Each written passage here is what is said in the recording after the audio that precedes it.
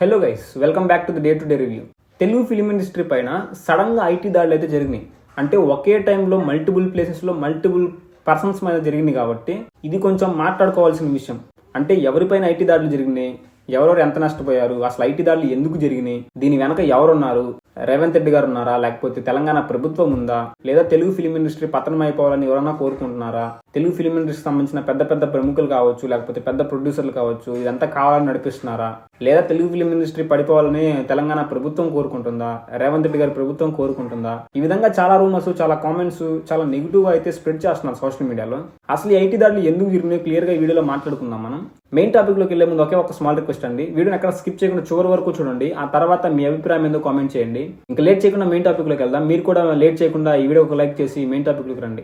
అసలు ఈ ఐటీ దాడులు ఎవరిపైన జరిగినాయి అంటే దిల్ రాజు గారి పైన, వాళ్ళ ఆఫీస్ పైన, ఆయన ప్రాపర్టీస్ పైన, అండ్ దిల్ రాజు గారి వైఫ్ని బ్యాంకుకు తీసుకెళ్లి ఆ బ్యాంక్ లాకర్స్ ఓపెన్ చేయించి వాటిని సోదా చేయడం, మైత్రి మూవీ మేకర్స్ పైన, పుష్ప 2 మూవీ ప్రొడ్యూసర్స్ పైన, వాళ్ళ ఆఫీస్ పైన, అండ్ బుచ్చిబాబు గారు రామ్ చరణ్ గారి కాంబినేషన్లో RC16 మూవీ రాబోతుంది కదా, ఆ మూవీ ప్రొడ్యూసర్స్ పైన, వీళ్ళందరి మీద ఒకే టైంలో ఒకేసారి ఐటీ దాడులు అయితే జరిగినాయి.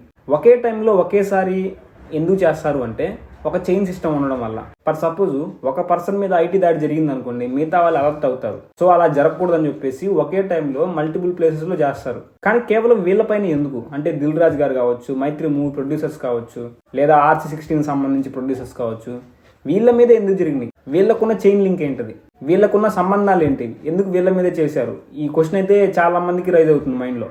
అసలు వీళ్ళపైన ఐటీ దాడులు ఎందుకు జరిగినాయి అంటే పుష్ప 2 ప్రొడ్యూసర్స్ పైన ఎందుకు జరిగాయంటే పుష్ప 2 రీసెంట్ గా 2000 కోట్ల కలెక్షన్ అయితే దగ్గరలో ఉంది. అంటే 1830 కోట్ల చిల్లరేమో ఉంది.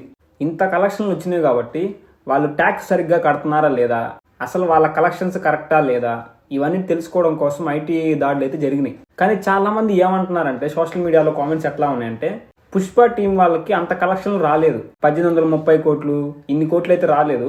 వాళ్ళ దగ్గర ఉన్న బ్లాక్ మనీని వైట్ మనీగా కన్వర్ట్ చేసుకోవడం కోసం వాళ్ళకి నచ్చిన నెంబర్లు అయితే వేసేస్తున్నారు.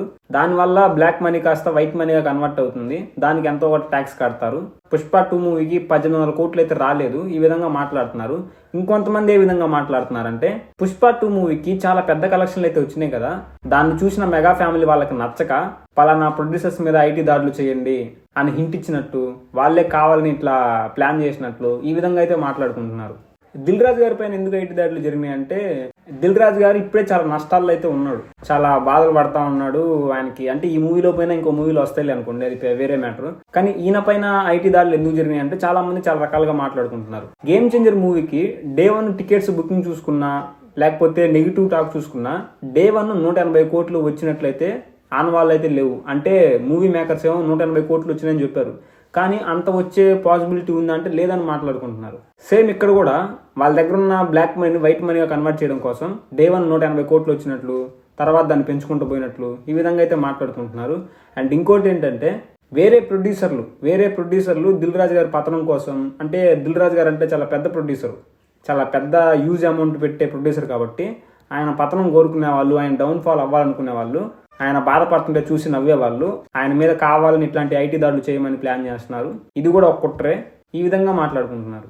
కానీ యాక్చువల్గా ఐటీ దాడులు ఎందుకు చేశారు అంటే మూవీకి కలెక్షన్లు వస్తున్నాయి. అంటే రీసెంట్గా వచ్చిన గేమ్ చేంజర్ మూవీకి కానీ పుష్ప 2 మూవీకి కానీ కలెక్షన్లు ఎంత వచ్చినా కానీ కలెక్షన్లు అయితే వస్తానే ఉన్నాయి. అంటే కొన్ని కోట్లలోనే ఉంటుంది, అది 100 కోట్లు కావచ్చు, 2000 కోట్లు కావచ్చు. ఆ కలెక్షన్లు వచ్చినప్పుడు ఆ కలెక్షన్లు తగ్గ ట్యాక్సులు కడుతున్నారా లేదా, అండ్ వాళ్ళ ఆస్తి పాస్తులకు సంబంధించిన ట్యాక్సులు కడుతున్నారా లేదా, వాటి కోసం అయితే వచ్చారు, వాటిని చూసుకున్నారు, వెళ్ళిపోయారు. దీంట్లో ఎవరికి ఏ నష్టము లేదు, ఎవరి పతనాన్ని కోరుకోవట్లేదు, ఎవరిని నెగిటివ్ చేయాలని కోరుకోవట్లేదు. కానీ సోషల్ మీడియాలో ఆ విధంగా మాట్లాడుకుంటున్నారు. కానీ వాళ్ళు వచ్చిన రీజన్ అయితే అది, వచ్చారు, చూసుకున్నారు, ట్యాక్సులు కడుతున్నారా లేదా అని వెళ్ళిపోయారు. ఒకవేళ ఎవరైనా నష్టపోయి ఉంటే లేదా ట్యాక్సులు కట్టకుండా మోసం చేస్తూ ఉంటే ఈ పాటికి పలానా దిల్ రాజు గారు జైలుకి వెళ్ళారు, పలానా మైత్రి మూవీ మేకర్స్ జైలుకి వెళ్ళారు, మళ్ళీ పుష్పరాజ్కి తిప్పలు తప్పలేదు, ఈ విధంగా అయితే కామెంట్స్ కానీ, థంబ్నెయిల్స్ కానీ, వీడియోస్ కానీ వస్తూ ఉండేవి. అవేమీ సోషల్ మీడియాలో కనబట్టలేదు కాబట్టి ఎవరికి ఏ నష్టం లేదు, ప్రతి ఒక్క ట్యాక్సులు సరిగ్గానే కడుతున్నారు. ఇంకా చాలా మంది ఏమంటారంటే ఈ ఐటీ దాడులు జరగడానికి తెలంగాణ సీఎం రేవంత్ రెడ్డి గారే కారణం, ఆ రేవంత్ రెడ్డి గారి ప్రభుత్వమే కారణం, వాళ్ళే కావాలని చేస్తున్నారు ఇదంతా, తెలుగు ఫిలిం ఇండస్ట్రీ పతనం అయిపోవాలని ముఖ్యంగా వాళ్ళే కోరుకుంటున్నారు, అందుకే ఇదంతా జరుగుతుంది అనుకుంటున్నారు. ఇది అసలు స్టేట్ గవర్నమెంట్కి సంబంధించిందే కాదు. ఈ ఐటీ దాడి అనేది సెంట్రల్ గవర్నమెంట్ వాళ్ళు చేసేది. ఒకవేళ స్టేట్ గవర్నమెంట్ ఏమైనా హింట్ ఇచ్చుండొచ్చు, అంటే ఏదైనా ఇన్ఫర్మేషన్ ఇచ్చుండొచ్చు, పలానా వాళ్ళ దగ్గర బ్లాక్ మనీ ఉంది, లేకపోతే పలానా వాళ్ళకి ఇంత కలెక్షన్లు వస్తున్నాయంట, అది నిజమా అబద్ధమా కనుక్కోండి, ఐటీ దాడులు చేయండి అని చెప్పేసి తెలంగాణ ప్రభుత్వం ఏదైనా చెప్పుండొచ్చులే. కానీ పర్సనల్ టార్గెట్లు అయితే ఖచ్చితంగా కాదు. ఒకవేళ పర్సనల్ టార్గెట్ అయినా కానీ మనం ఏం చేయలేం. ఎప్పుడైతే అల్లు అర్జున్ గారు సంధ్య థియేటర్ దగ్గర రేవతి అనే మహిళ చనిపోయిన దగ్గర నుంచి ఇట్లాంటివి చాలా వస్తానే ఉన్నాయి తెలుగు ఫిల్మ్ ఇండస్ట్రీలో. చాలా రూమర్స్ కానీ, లేకపోతే నెగిటివ్ ఇష్యూస్ కానీ, ఇట్లాంటి గొడవలు కానీ చాలా వస్తా ఉన్నాయి. ఇవన్నీ చూస్తుంటే ఒక్కోసారి అనిపిస్తుంది అనమాట, ఎవరన్నా కావాలనే చేస్తున్నారా? అది ప్రభుత్వం కావచ్చు, లేకపోతే తెలుగు ఫిలిం ఇండస్ట్రీలో పెద్ద పెద్ద ప్రముఖులు కావచ్చు, కావాలని నడిపిస్తున్నారు ఇదంతా. దీని వెనక ఎవరున్నారు? అది నిజమా అబద్ధమా? ఇట్లాంటి క్వశ్చన్లు అయితే నాకు కూడా వస్తా ఉంది. కాకపోతే ఏది అనేది నిజమనేది బయటికి రాకుండా, అసలు ఏం జరుగుతుందని తెలియకుండా ఒక స్టేట్మెంట్ పాస్ చేయకూడదు మనం కూడా.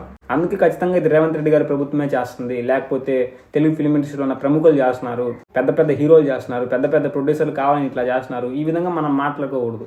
మీకేమనిపిస్తుంది? ఇవన్నీ అంటే వరుసగా సంఘటనలు అయితే జరుగుతూ ఉన్నాయి కదా తెలుగు ఫిలిం ఇండస్ట్రీలో. వీటన్నిటిపైన మీరేమనుకుంటున్నారు? అంటే కొంతమంది ఏమనుకుంటున్నారంటే రేవంత్ రెడ్డి గారు అల్లు అర్జున్ గారి మీద రియాక్ట్ అయినప్పుడు చాలా మంది ప్రముఖులు రేవంత్ రెడ్డి గారికి నెగిటివ్గా మాట్లాడారు, ఆయన ట్రోల్ చేశారు, ఆయనకి హేళన చేస్తూ మాట్లాడారు, ప్రభుత్వాన్ని కించపరిచే మాటలు మాట్లాడారు పెద్ద పెద్ద ప్రముఖులు. సో కావాలనే రేవంత్ రెడ్డి గారు ఇదంతా చేస్తున్నారు, కాకపోతే తెలియకుండా చేస్తున్నారు, ఈ విధంగా మాట్లాడుకుంటున్నారు కదా. దీనిపైన మీ అభిప్రాయం ఏందో ఖచ్చితంగా కామెంట్ చేయండి. సో ఐటీ దాడుల పైన నాకు తెలిసిన ఇన్ఫర్మేషన్ అయితే అది. అంటే పెద్ద న్యూసెన్స్ అయితే కాదండి, పెద్ద న్యూస్ కాదు, పెద్ద న్యూసెన్స్ కాదు, పెద్ద ఇబ్బంది పడాలి, వామ్మో గుండెలు బాదుకోవాలి అంత పెద్ద ఇష్యూ అయితే కాదు. నెక్స్ట్ ఏం జరుగుతుంది, దానిపైన వచ్చే నెగిటివ్ కామెంట్స్, నెగిటివ్ రూమర్స్, వీటన్నిటిని క్లియర్ చేద్దామన్న ఉద్దేశంతో ఈ వీడియో చేశాను. సో ఇప్పటి వరకు వీడియో చూసినందుకు నిజంగా థ్యాంక్ యూ సో మచ్ అండి. అండ్ ఈ వీడియో ఒక లైక్ చేసి నా ఛానల్ సబ్స్క్రైబ్ చేసుకున్నాను కొంచెం ఎంకరేజ్ చేస్తారని మనస్ఫూర్తిగా కోరుకుంటున్నాను. నెక్స్ట్ వీడియోలో మళ్ళీ కలుద్దాం. బాయ్.